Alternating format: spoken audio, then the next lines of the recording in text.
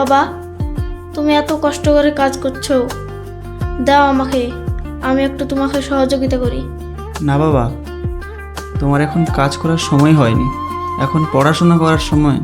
তোমার সামনে পরীক্ষা, এবার তোমাকে ভালো রেজাল্ট করতে হবে। অবশ্য করবো বাবা, এখন দাও বাবা, আমি তোমার একটু কাজ করে দিই, তুমি খাবারটা খেয়ে নাও। এসো, কাজ করতে হবে না, আমার সাথে গাছের ছায়ায় আসো, রোদে মুখটা কালো হয়ে যাবে। চলো বাবা।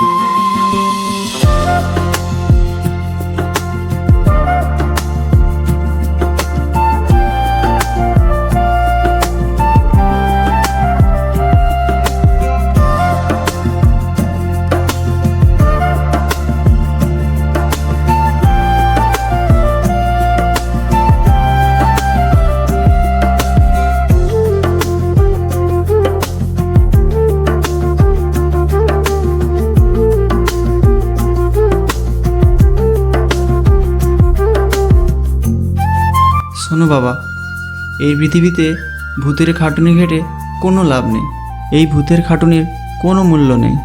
এই পৃথিবী অর্থশালী পুঁজিপতি লোকের মূল্যায়ন করে, কোনো গরিব খেটে খাওয়া মানুষদের মূল্যায়ন করে না।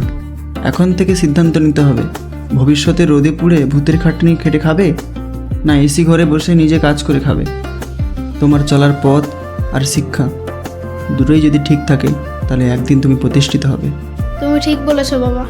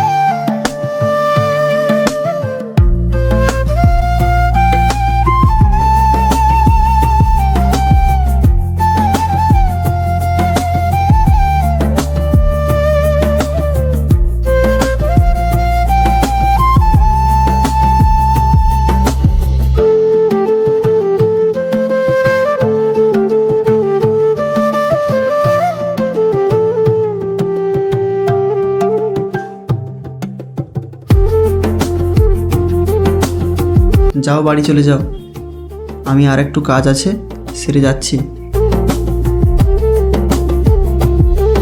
আসছি বাবা।